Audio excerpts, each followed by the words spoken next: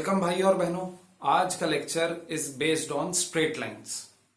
एक बार मैं फिर से रिपीट कर रहा हूं, this lecture is on straight lines.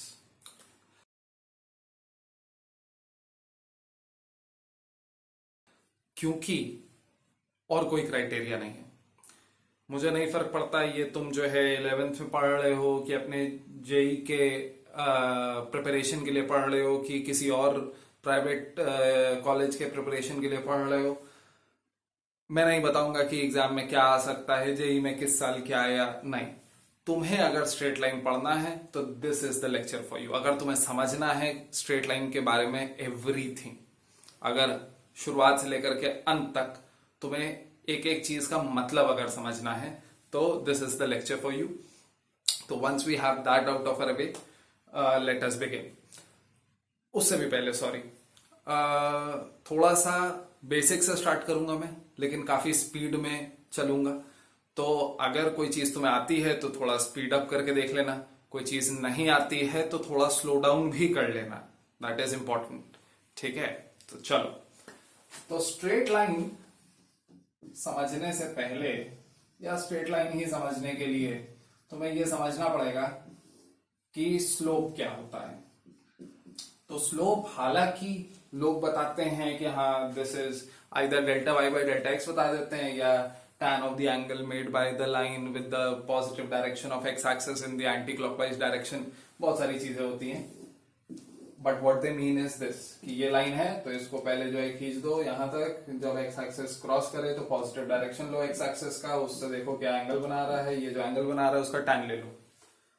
तो ये एक मैकेनिकल सा जो डेफिनेशन है वो हम लोग नहीं फॉलो करेंगे।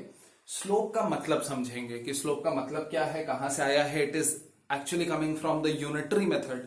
अब यहां पे अगर यूनिटरी मेथड है तो एक तो तुम्हें जो है इंक्विजिटिव होना चाहिए कि यूनिटरी मेथड कहां से आ गया, और ऊपर से तुम्हें खुश होना चाहिए कि अगर यूनिटरी मेथड है तो वो तो मुझे समझ में आता है, that means this is going to be easier than it seemed.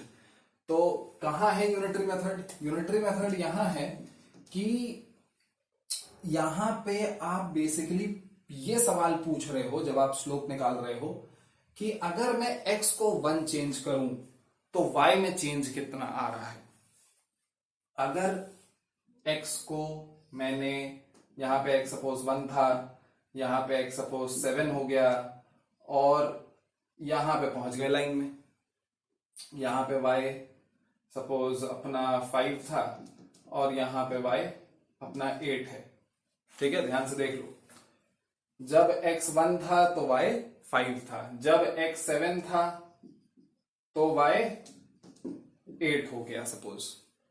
तो ये इंफॉर्मेशन लेकर के अगर मैं बोलूं कि अब यूनिटरी मेथड लगाओ, देखो x कितना चेंज हो रहा है, y कितना चेंज हो रहा है, और फिर मुझे बताओ कि x अगर 1 चेंज होगा तो y कितना चेंज होगा। तो तुम क्या बोलोगे? तुम बोलोगे कि हाँ भाई डेल्टा x और डेल्टा y की एक टेबल बनाते हैं, दोनों एक दूसरे के डायरेक्टली प्रोपोर्शनल है। तो डेल्टा x जब कितना है, डेल्टा x है 7 माइनस 1, 7 माइनस 1, तो डेल्टा y है 8 माइनस 5, दैट इज जब ये 6 है तो ये 3 है, जब ये 1 होगा तो y कितना होगा 3/6 विच इज 0.5। यही स्लोप है और कुछ नहीं है। तो उसी को तुम बोल रहे हो क्या, स्लोप को तुम बोल रहे हो delta Y by delta X. यहां पे आफ्टर ऑल क्या किया तुमने, यही तो किया है कि जब change in X delta X है तो change in Y delta Y. अगर चेंज इन एक्स 1 होगा तो इधर क्या किया, डेल्टा एक्स से डिवाइड किया, तो चेंज इन वाई ये होगा delta Y by delta x.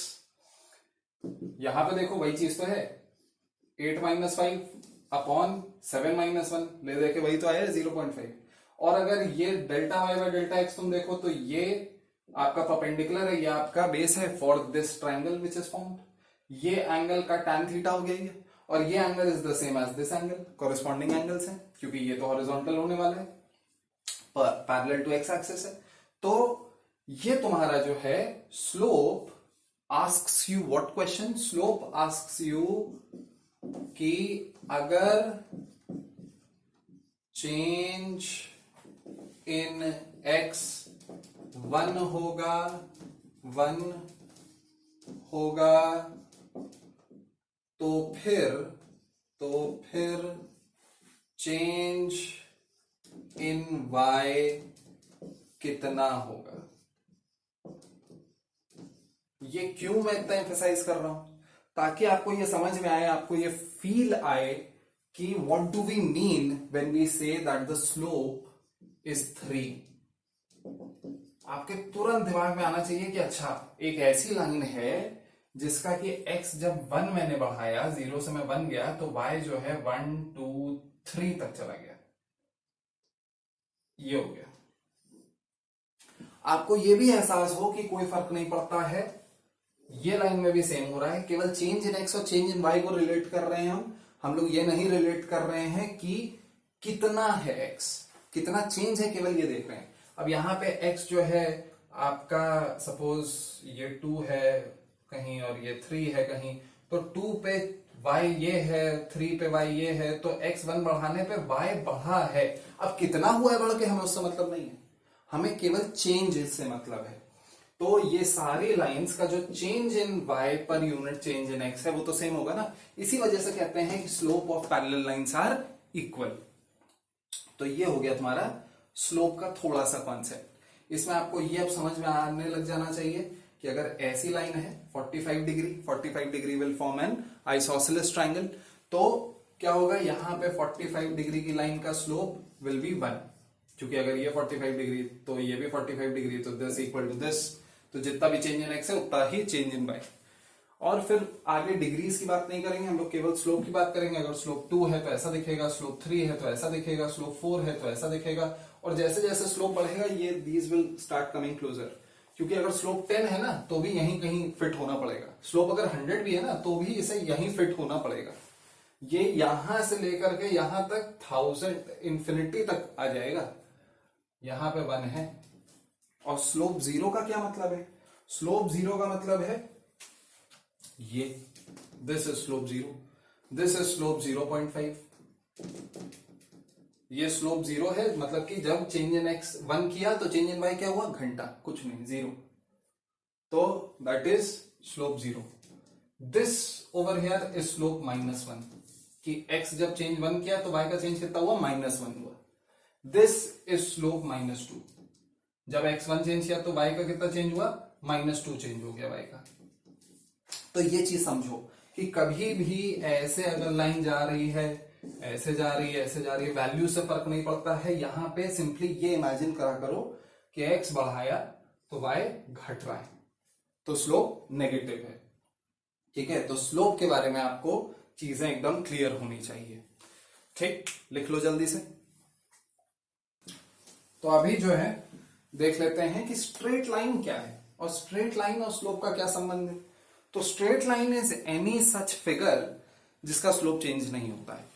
You can have curves as well, curves में क्या होता है, स्लोप चेंज होता है, तो अभी उसमें नहीं जाएंगे, और इसी वजह से मैंने इंस्टेंटेनियस स्लोप के बारे में बात नहीं करी है, जो कि टैंजेंट बना करके आता है। स्ट्रेट लाइन में स्लोप वैसे भी कांस्टेंट होता है, तो delta Y by delta X वाला डेफिनेशन हमारा काम कर जाएगा।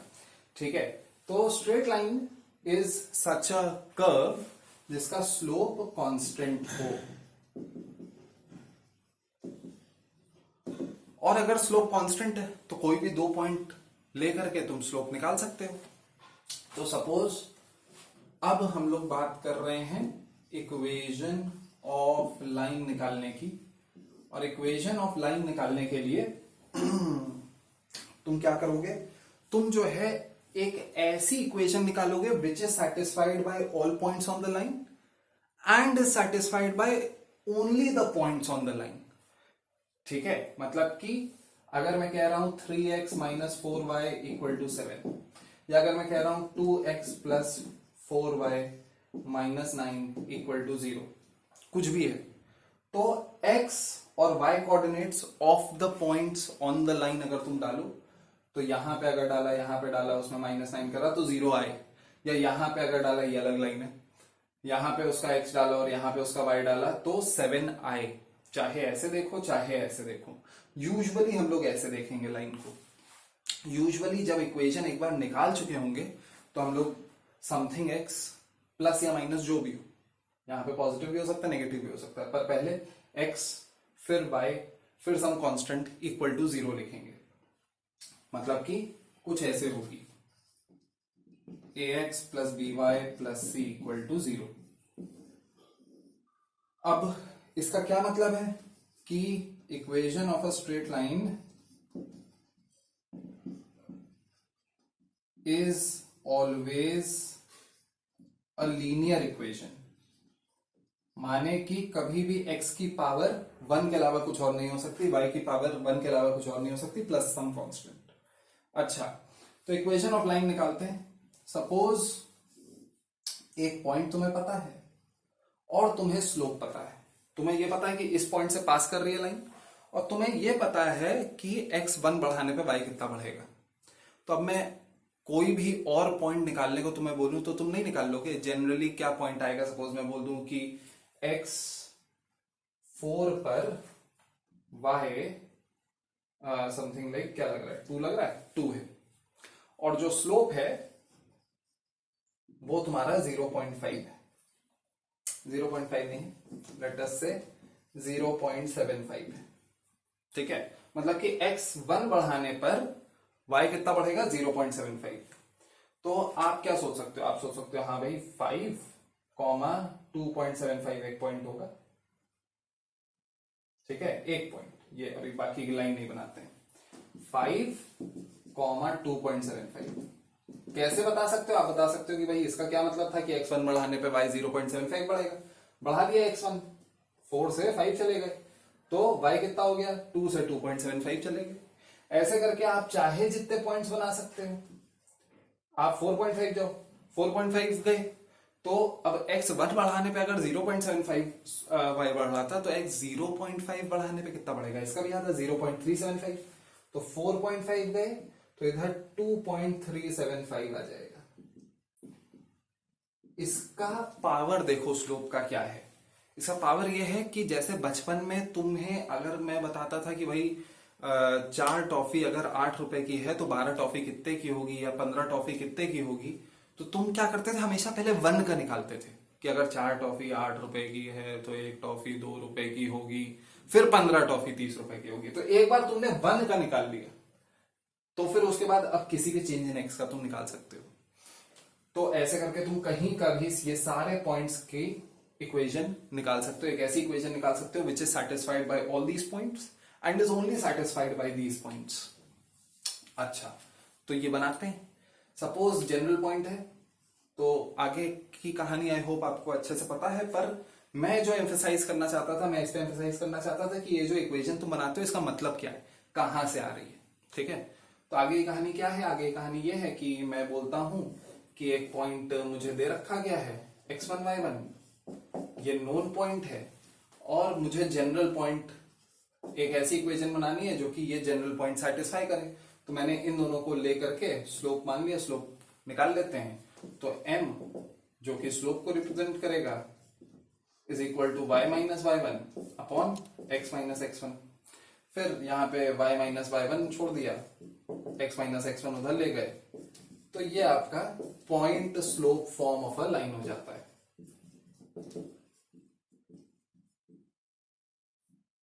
ठीक है, कई बार इसे 2 पॉइंट फॉर्म भी कुछ ऐसा ही होता है जिसमें 2 पॉइंट पता होते हैं आपको लाइन पे, पर स्लोप नहीं पता होता है। तो अगर 2 पॉइंट पता है तुम्हें लाइन पे, सपोज x1 y1 और x2 y2, तो कोई जनरल पॉइंट भी निकाल सकते हो ना x, y। तो वो जो जनरल पॉइंट निकाल सकते हो x, y, वो फिर से क्या होगा, पहले यहीं आओगे ले देखे, चाहे वो x1 y1 से तुम इस पॉइंट का x, y का स्लोप निकालो, चाहे आप जो x2 y2 से निकालो, लेकिन ले देके क्या लिखोगे, तुम यही तो लिखोगे m is equal to y minus y1 upon x minus x1। और m क्या लिखोगे, m लिखोगे यहां से जो तुमने स्लोप निकाला है y2 minus y1 upon x2 minus x1। तो ले देके जो इक्वेशन ऑफ लाइन है इस केस में क्या हो जाती है आपको पता है, 10th में पढ़ चुके हो, y minus y1 is equal to y2 minus y1 upon x2 minus x1 into x minus x1। ये आपकी इक्वेशन ऑफ लाइन हो जाती है, इसको 2 पॉइंट फॉर्म कहते हैं। आखिरी चीज क्लास 10th की क्या, कि यहां पे y को सब्जेक्ट ऑफ फॉर्मूला बना दो, that is very commonly done. तो y को अगर सब्जेक्ट ऑफ फॉर्मूला तुम बना दोगे तो क्या होगा, कुछ ऐसा आ जाएगा, y is equal to M X, इसको थोड़ा खोल दो, minus M X one plus Y one. अब यहां पे सोचो जरा, अगर तुम्हें ये वैल्यूज पता होती, जैसे 0.75 और ये 24 पता है, इनफैक्ट पता ही है, तो ये एक बार कैलकुलेट कर लेते हैं ना। यहाँ पे ऐसे मैं लिख दे रहा हूँ, इसकी इक्वेशन में निकाल रहा हूँ, तो क्या आएगा, y माइनस वाई वन कितना है, वाई वन है 2, तो y minus 2 is equal to slope कितना है 0.75, तो 0.75 और x माइनस x वन है 4, तो y minus 2 is equal to 0.75x minus 3, तो y is equal to 0.75x, ये माइनस 2 उधर भेजोगे तो प्लस 2 हो जाएगा, माइनस 1 बचेगा। अब जब एक बार ये आ गया तो जरा सोचो, जब इससे कंपेयर करोगे तो ये कंपेयर होगा, भाई y वही है, mx अगर तुम कंपेयर करोगे तो m तुम्हारा 0.75 तुम्हें साफ साफ दिखेगा, लेकिन ये minus M X one plus Y one ये सब कांस्टेंट होते हैं, तो ये सब कंबाइन हो जाते हैं, तो कई बार तुम्हें ऐसा मिलेगा कि डायरेक्टली ये फॉर्म मिलेगा। तो अब कौन बैठ करके अगर रिवर्स इंजीनियर करना पड़ा गया तुम्हें, तो तुम इसको रिवर्स इंजीनियर नहीं कर सकते हो, ये एज सच तुम्हें -1 ही मिलेगा। तो -1 का हम लोग एक फिजिकल सिग्निफिकेंस ढूंढने लग जाएंगे, तो वो -1 का फिजिकल सिग्निफिकेंस हमें मिलता है नेक्स्ट फॉर्म ऑफ लाइन में, जो कि आई होप अगेन आपको याद है, y is equal to M x plus c. ठीक है, c रटना नहीं है कि जो है ये y इंटरसेप्ट है, खुद ही सोचो कि अगर कोई भी इक्वेशन ऑफ लाइन है तो इसमें इसका क्या मतलब है, मतलब इसका ये है कि वो सारे पॉइंट्स इसे सेटिस्फाई करेंगे जो कि लाइन पे लाई करते हैं। तो लाइन पे लाई करने वाले सारे पॉइंट्स अगर तुम सोचो तो कोई ना कोई ऐसा पॉइंट जरूर होगा, क्योंकि स्ट्रेट लाइन ऐसे जा रही है, कोई ना कोई ऐसा पॉइंट जरूर होगा जहां पे x जीरो होगा, x जीरो होगा तो वो जो पॉइंट होगा वो जरूर y एक्सिस को क्रॉस कर रहा होगा। ये बात रियलाइज करिए, ये बात 10th में आपने देखा होगा कि इसकी इक्वेशन क्या होती है, y इज इक्वल टू 0 और इसकी इक्वेशन क्या होती है, x इक्वल टू 0। इन सब की इक्वेशंस, जैसे ये x इक्वल टू 1 है, ये x इक्वल टू 2 है, क्यों, क्योंकि this is all you require to define all these points, सारे पॉइंट्स में x इक्वल टू 1 है सिंपली। तो यहां पे this is x equal to 0। अब अगर तुम x 0 डाल दो इसमें, तो y जो आएगा उसका फिजिकल सिग्निफिकेंस क्या है, उसका फिजिकल सिग्निफिकेंस है कि it is crossing, the line is crossing the y axis at this point. तो ये जरूर क्या है, ये y इंटरसेप्ट है। कैसे, यहां पे डाल दो, यहां पे x 0 डाल दो तो y is equal to C हो जाएगा, तो ये y equal to when x is 0 is the y intercept. तो ये आपका जो है स्लोप इंटरसेप्ट फॉर्म भी कहलाता है।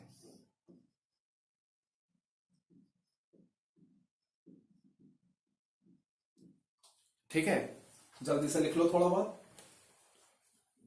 सिमिलरली एक्स इंटरसेप्ट कैसे निकाल लेंगे, एक्स इंटरसेप्ट निकालने के लिए आपके पास जो भी जैसे इक्वेशन ऑफ लाइन है, ये अगर आपको निकालना है तो यहां पे क्या होगा, y इक्वल टू 0 होगा, तो आप जो है y 0 डाल दो, जो भी आएगा x वही आपका x इंटरसेप्ट होगा।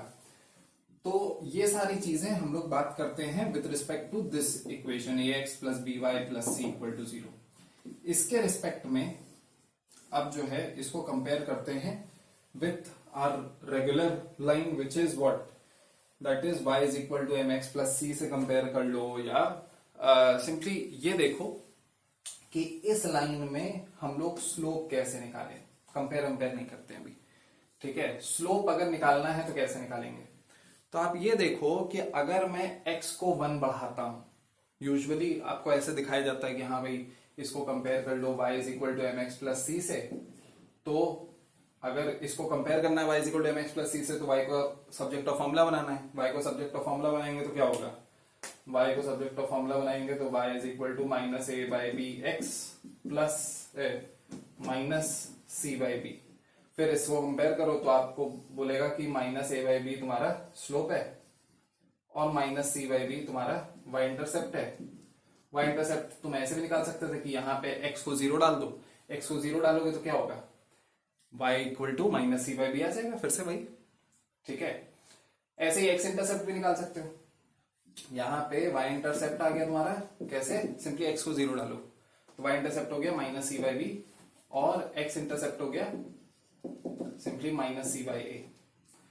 अब जो करना है तुम्हें ये करना है कि तुम्हें स्लोप निकालना है not by comparing but by the fundamental definition of slope. What is the fundamental definition of slope?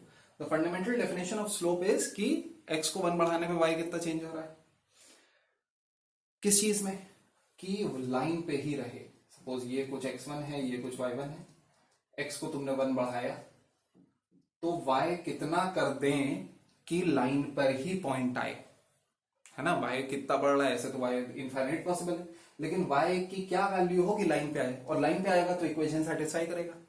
तो अब ये सोचो कि अगर तुम्हारे पास इक्वेशन है ax plus B Y plus C equal to 0, तुमने x में 1 बढ़ाया, y में कितना बढ़ाऊं मैं कि जितना बढ़ाएंगे उसी को स्लोप बोल देते हैं ना, डेल्टा y नहीं लिखते, नहीं तो कंफ्यूजन होगा तुम्हें, प्लस सी इक्वल टू 0। ये दो इक्वेशन है तुम्हारे पास, ये भी इक्वल टू 0 ही आना चाहिए। इक्वल टू 0 आ रहा मतलब कि लाइन पर लाई कर रहा है, और x की जगह x1 की जगह तुम्हारे पास x1 प्लस 1 है। x1 क्यों लिखा मैंने, क्योंकि जब तक x लिख रहे हो तो जनरल पॉइंट होता है, x1 y1 एक फिक्स पॉइंट हो गया, ये पॉइंट सपोज x1 y1 हो गया, ठीक है। तो अभी ये माइनस कर दो, इसमें माइनस कर दो, या ये देख लो ax1 plus by1 plus c, तो अपना अलग किनारे ही हो जाएगा, बचेगा क्या, जो बढ़ा इक्वेशन में वो क्या बढ़ा, अगर x में तुमने 1 बढ़ाया तो एक्चुअली इक्वेशन में a बढ़ा, और यहां पे b times slope equal to 0, this is already equal to 0। तो तुम्हें यह चाहिए कि इसमें जो इंक्रीज हुआ और इसमें जो एक्चुअली इंक्रीज में बोल रहा हूं पर उतना ही यहां डिक्रीज हो जाए, so that this is still equal to 0। तो वो चीज यहां पे तुम्हें दिखने लग जाएगी, क्या कि स्लोप इक्वल टू, ये इधर ले जाओ, माइनस ए बाई बी। मतलब कि अगर तुमने x को 1 बढ़ाया है तो y को माइनस ए बाई बी बढ़ा दोगे तो भी आपका जो पॉइंट है वो लाइन पे ही आएगा, जो इक्वेशन है वो सेटिस्फाई होगी। तो यहां से आ गया slope minus A by B. ये नहीं कि सिर्फ देखने का तरीका है, फिर से ये फंडामेंटली तुम निकाल रहे हो। अच्छा, तो अभी अगर तुम्हें मैं बताऊं कि अब थोड़ा सा आसान चीजें हम लोग देखने जा रहे हैं, जैसे कि अगर मुझे दोनों इंटरसेप्ट पता है, सपोज ये a है ये b है, ये दोनों इंटरसेप्ट पता है मुझे, ये a है और ये b है, और अब मैं इक्वेशन ऑफ लाइन निकालना चाहता हूं। तो ऑब्वियसली मुझे 2 पॉइंट पता है, क्या 2 पॉइंट है, a, 0 और 0, b। तो मैं इक्वेशन ऑफ लाइन निकाल लूंगा, पर जब इक्वेशन ऑफ लाइन निकालूंगा तो क्यों बार बार इतनी मेहनत करूं मैं कि y2 minus y1 is 0 minus b upon x2 minus x1 is a minus 0, फिर y minus y1 is equal to y2 minus y1 upon x2 minus x1 into x minus x1 करूं। इतनी मेहनत क्यों करूं अगर मुझे ये पता है कि फाइनली सिंप्लीफाई हो जाता है ये, and this turns out to be x by a plus y by b equal to 1। तो ये आप खुद भी करके देख सकते हो, यही 2 पॉइंट फॉर्मूला लगाओ और फिर उसे सिंप्लीफाई करो, ए बी से लेफ्ट राइट साइड डिवाइड करना होता है क्रॉस मल्टीप्लाई करने के बाद, तो ये आ जाता है x by a plus y by b equal to 1। This is known as the intercepts form of the line, intercepts form of the line. और फिर से अब बार बार मैं ये तरीका नहीं लगाऊंगा स्लोप निकालने का। यहां पे अगर तुम्हें स्लोप निकालना है तो फिर से y को सब्जेक्ट ऑफ फॉर्मूला बनाओ और x का कोएफिशिएंट स्लोप होगा। तो x का कोएफिशिएंट क्या आ जाएगा भाई, x का कोएफिशिएंट आ जाएगा इस वाले केस में माइनस b बाई। और यहां पे भी देख सकते हो कि स्लोप जो है x को a बढ़ाने पे b डिक्रीज हो रहा है, तो minus b by. More over एक और चीज देखो, यहां पे एक बहुत ही कॉमन मिस्टेक होती है विद क्वेश्चंस, कि जैसे अगर वो बोल देता है कि the line has intercepts at a distance of 3 from the origin, या intercept on the x axis at a distance of 3 from the origin, तो तुरंत बच्चा कहता है कि मतलब कि एक्स एक्सिस का इंटरसेप्ट 3,0 है, ए को यहां 3 डालना है। लेकिन जब भी वो कह रहा है डिस्टेंस ऑफ 3, जब भी वो स्पेसिफाई नहीं कर रहा है कि आगे की पीछे कि स्पेसिफिकली +3, तो फिर ये दिमाग में रखना, फिर -3 भी हो सकता है, ऐसी भी हो सकती है लाइन, सपोज वाई एक्सेस का उसने स्पेसिफाई कर दिया कि नहीं 0,4 से ही पास कर रहा है, लेकिन एक्स एक्सेस का पता नहीं, एट अ डिस्टेंस ऑफ 3 है। तो ये दो लाइन पॉसिबल हैं, दो आंसर पॉसिबल हैं, वो दोनों फिर आंसर तुम्हें निकालने पड़ेंगे। ठीक है, नोट डाउन करो जल्दी से। तो नेक्स्ट देख लेते हैं parametric form of a line. Parametric form of a line समझने के लिए आपको ये समझ में आना चाहिए कि पैरामीटर क्या होता है। What is a parameter? तो parameter is a third variable. A parameter ऐसे भी लिख सकते हैं, TER भी लिखते हैं, आपको पता है मीटर की दो स्पेलिंग होती है। इज अ थर्ड वेरिएबल, अगर तुम जो है 2D ज्योमेट्री की बात कर रहे हो, which can be easily expressed या related to x and y। Specially जब आपका सेकेंड डिग्री इक्वेशंस यूज होने लग जाती हैं, जैसे कि अगर ऐसे इक्वेशंस यूज होने लगी है, X square plus B Y square plus 2hxy plus 2gx plus 2fy plus c equal to 0। ठीक, एक इक्वेशन थोड़ी सिंपलर है, वो है ax square plus B Y square plus ये a2x स्क्वायर है, b2y स्क्वायर है plus 2g2x equal to 0। Slightly simpler. तो अब तुम्हें इन दोनों का सोल्यूशन निकालना है। एक ऐसा एक्स और वाई, या एक से ज्यादा आ सकते हैं, 0 भी आ सकते हैं, पर वो तो सॉल्व करने में पता चलेगा। पर ऐसे एक्स और वाई निकालने हैं जो कि इसको भी सेटिस्फाई करें, इसको भी सेटिस्फाई करें। तो क्या करना होता है तुम्हें, जो है सपोज यहाँ पे एक्स को सब्जेक्ट ऑफ फॉर्मूला बनाया अगर तुम गधे हो, पर यहाँ पे एक्स को सब्जेक्ट ऑफ फॉर्मूला बना सकते हो अगर थोड़े कम गधे हो, और यहाँ पे सब्स्टिट्यूट करा। यहाँ पे जब सब्स्टिट्यूट करा तो फिर एक लंबी सी इक्वेशन बनी। x को सब्जेक्ट ऑफ फॉर्मूला बना के सब्स्टिट्यूट करने से क्या होगा कि x एलिमिनेट हो जाएगा, या यहाँ पे y को subject of formula banana is the easiest. y को सब्जेक्ट ऑफ फॉर्मूला बनाया, इन दोनों को इधर भेजा, और यहाँ पे जब सब्स्टिट्यूट करा तो यहाँ की इक्वेशन में सारे y गायब हो गए, अब सिर्फ x की इक्वेशन बची। तो अब एक सिंगल वेरिएबल में जब इक्वेशन है तो तुम सॉल्व करना तुम्हारे लिए आसान है, लेकिन इतना पसंद नहीं करोगे ना। अब वहीं अगर मैं बोल दूं कि यार x को तुम क्या कर सकते हो, x को तुम लिख सकते हो 2at, y को तुम लिख सकते हो at स्क्वायर, या ये वाला a नहीं है, सपोज तुम लिख सकते हो 8t, और यहां पे तुम y को लिख सकते हो 4t स्क्वायर, ऐसा कुछ है। एग्जैक्टली इसके लिए ट्रू नहीं है, अलग अलग फॉर्म के लिए अलग अलग पैरामीटर्स होते हैं। पर अगर तुम ये लिखने लग गए तो रादर देन डूइंग व्हाट, कि एक फंक्शन है उसमें एक को सब्जेक्ट ऑफ फॉर्मूला बनाया दूसरे में डाला, तुमने क्या किया, एक से तुमने ये बोल दिया कि x in terms of t, एक तीसरा variable, and y in terms of t substitute कर दो, तो उससे डायरेक्टली t की वैल्यू आ जाएगी। जब t की वैल्यू आ जाएगी फिर वापस t इसमें डाल दो तो x की वैल्यू आ गई, इसमें डाल दो तो y की वैल्यू आ गई। तो तुमने ना x निकाला ना y निकाला, तुमने t निकाला। t तुम्हारा पैरामीटर है, तीसरा वेरिएबल है जो कि x और y दोनों से बहुत आसानी से रिलेट हो सकता है। तो पैरामीटर का कॉन्सेप्ट समझो, ठीक है। अलग अलग शेप्स में, जैसे स्ट्रेट लाइन एक शेप है, सर्कल है, पैराबोला है, हाइपरबोला है, तो इन सब शेप्स में अलग अलग पैरामीटर ज्यादा इजियर एनालिसिस प्रोवाइड करता है। तो यहाँ पे जो पैरामीटर हम लोग लेते हैं स्ट्रेट लाइन में, more on this when we cover conics and circles.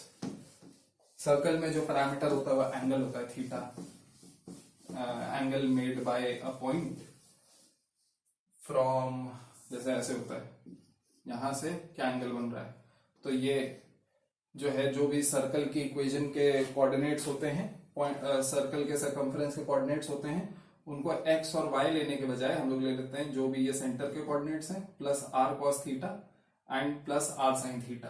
तो बहुत ही आसान हो जाता है, इन टर्म्स ऑफ थीटा आने लग जाती हैं चीजें, फिर थीटा सब्स्टिट्यूट कर दो, आ गया। तो वहां पे थीटा होता है। अभी फिलहाल let's not jump ahead of ourselves, अभी फिलहाल जो अपना पैरामीटर है वो डिस्टेंस है। मतलब कि अगर तुम जो है, तुम्हारे पास ये पॉइंट है x1 y1, और ये पॉइंट है which is at a distance of r from x1 y1। तो यहां पे इसके कोऑर्डिनेट्स कैसे निकालोगे तुम? तो बहुत ही आसान है, ये तो डिस्टेंस r है, तुम्हें सपोज ये एंगल पता है थीटा, अगर स्लोप पता है तो थीटा भी पता ही है, क्योंकि जैसे तुम्हें पता है tan theta is equal to suppose कुछ भी ले लें 2/7, बहुत ही गंदा सा। तो तुम ये इमेजिन कर सकते हो कि यार परपेंडिकुलर अगर 2x हुआ और बेस अगर 7x हुआ, तो ऐसा एक ट्रायंगल जिसका परपेंडिकुलर 2k है और बेस 7k है, k नहीं लिख रहा हूं मैं, हालांकि लिखा होना चाहिए, तो this will have an angle theta. और अगर 2 और 7 भी हुआ तो भी it will have an angle theta. मुझे तो रेशियो से मतलब है ना, मुझे नहीं पता है, मुझे नहीं मतलब है कि एग्जैक्ट वैल्यू क्या है इसकी, तो k के भाग में 2 और 7 भी काम करेगा। तो तीसरा साइड क्या हो जाएगा? तीसरा साइड हो जाएगा तुम्हारा √49 - 4 विच इज 45। और फिर से तुम्हें थीटा नहीं चाहिए, तुम्हें साइन थीटा कॉस थीटा चाहिए यहाँ पे। तो अब साइन थीटा आ गया तुम्हारा 2/√45 और कॉस थीटा आ गया तुम्हारा 7/√45। तो ये देख लेना है। तो फिलहाल ये जो है तुम्हारा क्या है, ये r है जी, और r तुम्हारा पैरामीटर है, r के टर्म्स में तुम इस पॉइंट को एक्सप्रेस करोगे। तो ये जो पॉइंट के कोऑर्डिनेट्स हैं x, y, जो कि जनरल डिस्टेंस r पे हैं, तो इसका x क्या हो जाएगा? इसका x हो जाएगा x1 तक जाओ और फिर ये डिस्टेंस जाओ। ये डिस्टेंस क्या होगा? This is theta, then this is theta, then this is r cos theta. तो पैरामेट्रिक फॉर्म में x की जगह तुम लिख सकते हो x1 plus r cos theta. दूसरी इक्वेशन से अगर तुम्हें सॉल्व करना है इसे, तो x की जगह डाल दो x1 plus r cos theta और y की जगह डाल दो y1 plus r sin theta. I hope आपने सोच लिया होगा, ये y1 है यहां तक और ये r sin थीटा, और ऊपर चले गए तो ये पॉइंट कोऑर्डिनेट आ गया। जहां तुमने ये सब्स्टिट्यूट कर दिया तो अब तुम्हें equation of this line substitute करने की जरूरत नहीं है। तो this is actually the parametric form.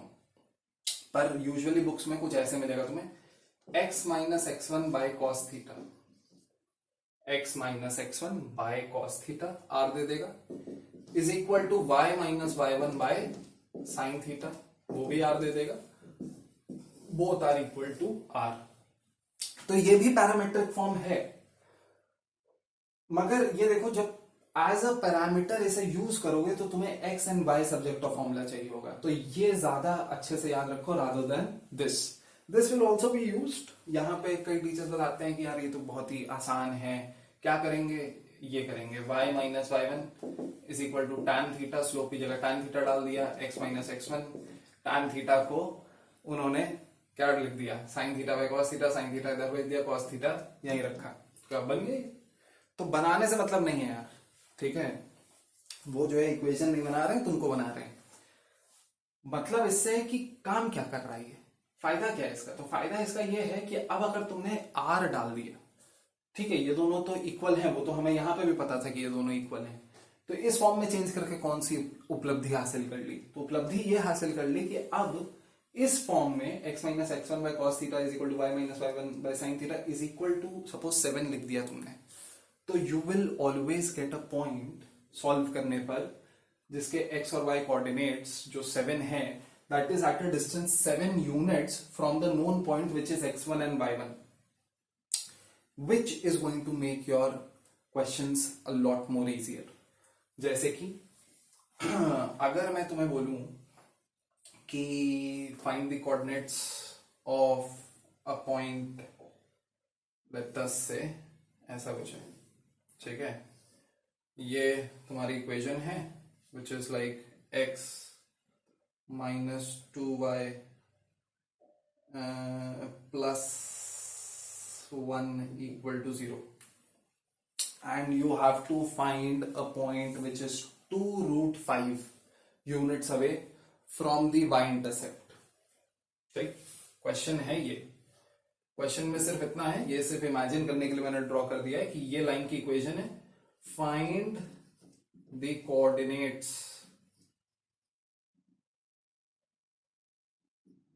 Of a point 2√5 units away from the y intercept of this line, जो y इंटरसेप्ट है इस लाइन का उससे 2√5 यूनिट्स अवे तुम्हें एक पॉइंट चाहिए। तो टिपिकली जो गधे होते हैं, या ठीक है जिन्होंने ठीक से समझ के नहीं पढ़ा होता है उनको बेचारों को मौका नहीं मिला होता है, तो वहां पे क्या करते हैं, कहते हैं मान लेते हैं वो पॉइंट है x1 y1। अब x1 y1 अगर लाइन पे लाई कर रहा है तो इक्वेशन को सेटिस्फाई करेगा, तो x1 minus 2y1 plus 1 equal to 0। और अगर 2√5 units away from the y intercept है तो y इंटरसेप्ट पहले निकाल लेते हैं। y इंटरसेप्ट क्या होगा, x को 0 डाल दो तो y इंटरसेप्ट हो जाएगा आधा,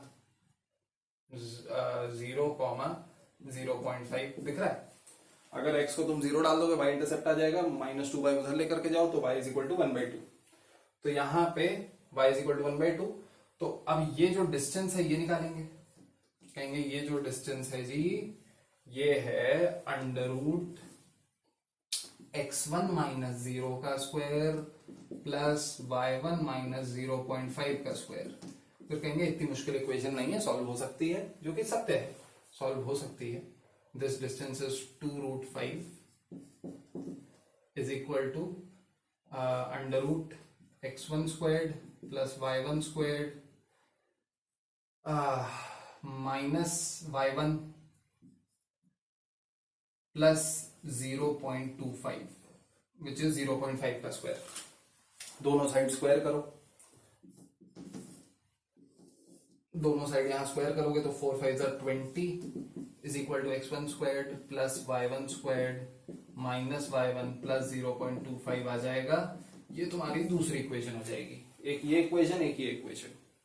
ध्यान से सोचो, अगर ये सब मैंने ना एम्फसाइज किया होता, हर कोई यही कर रहा होता, तो अब क्या करोगे, या तो यहाँ पे x1 को सब्जेक्ट ऑफ फॉर्मूला बना दो या y1 को सब्जेक्ट ऑफ फॉर्मूला बना दो और इसमें डाल दो।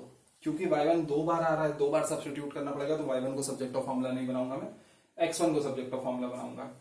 तो यहां से x1 हो जाएगा तुम्हारा x1 equal to 2y1 minus 1 और वो इसमें डाल दो तो सॉल्व हो जाएगा। यहां पे नहीं करूंगा, बहुत नीचे हो रहा है, यहां पे कर दे रहा हूं मैं, इतनी जगह में हो जाना चाहिए। 20 इक्वल टू x1 का स्क्वायर, तो 2y1 माइनस 1 का स्क्वायर प्लस y1 का स्क्वायर माइनस y1 प्लस 0.25। तो ये हो गया 20 equal to 4y1 square plus y1 square हो जाएगा 5y1 स्क्वायर। फिर यहां पे आएगा तुम्हारा -2y1 और ये -y1 मिलके हो जाएगा -3y1 और यहाँ पे आएगा तुम्हारा +1 और ये 0.25 है ही तो +1.25। सब्जेक्ट इसको इक्वल टू 0 करो, क्वाड्रेटिक आ गई, 5y1 square -3y1 minus I think 18.75 equal to 0। अब बदसूरत लग रही है बदसूरत है, तो थोड़ा 4 से मल्टीप्लाई कर देते हैं। 20y1 square minus 12y1 18 4 72 plus 3 is 75 minus 75 equal to 0। So far so good. तो अभी जो है क्या y1, अच्छा मैं जो है पूरा कैलकुलेट नहीं कर रहा हूं क्योंकि ये 2√5 है, तो ये आई थिंक 1.5 आंसर आना चाहिए इसमें। देखो 1.5 सॉल्व करके देखते हैं। 20 into 2.25 minus 12 into 1.5 is going to give you -18 minus 75। देखो ये कितना आ रहा है, 20 डिवाइडेड बाय 4 is 5, तो ये आ रहा है 45। तो आ ही नहीं सकता यार, ओ शिट। एक मिनट,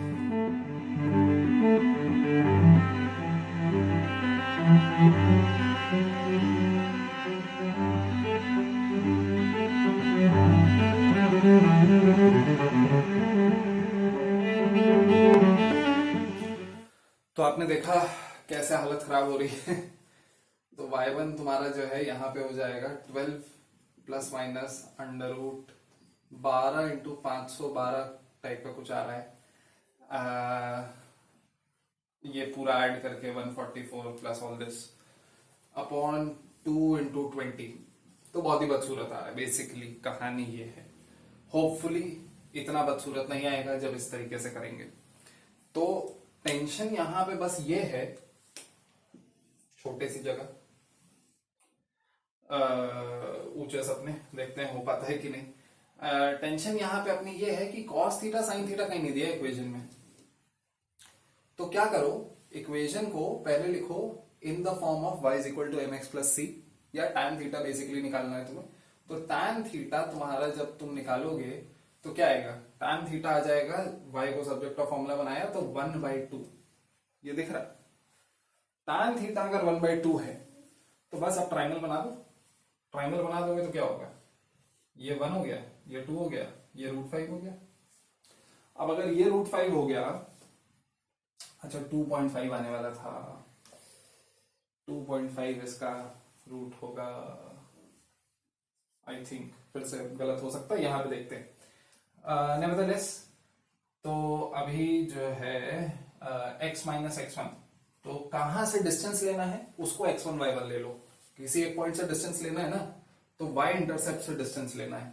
तो y इंटरसेप्ट का ये पॉइंट क्या हो जाएगा, 0,0.5, तो x minus 0 upon cos theta. Cos theta क्या होगा, 2/√5, 2/√5 is equal to y minus y1। y1 कितना है, y1 है 0.5 अपॉन साइन थीटा।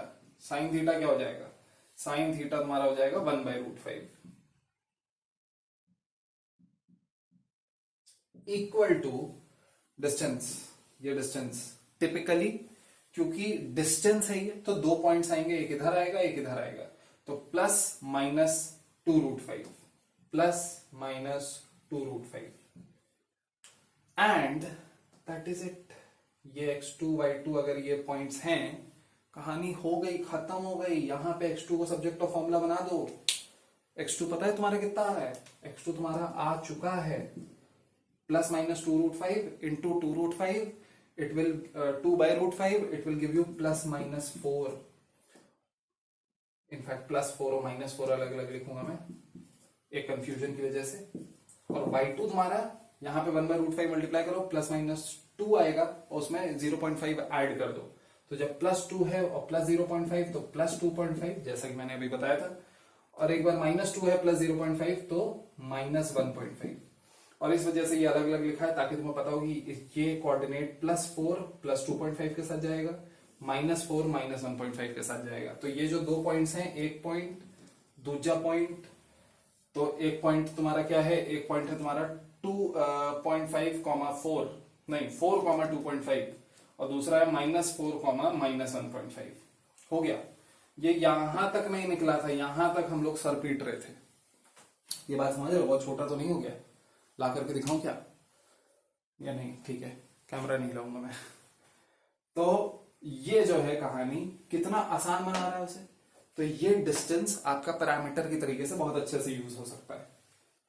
अच्छा, तो लिख लो इसे बहुत अच्छे से समझा करके, फिर आगे देखते हैं।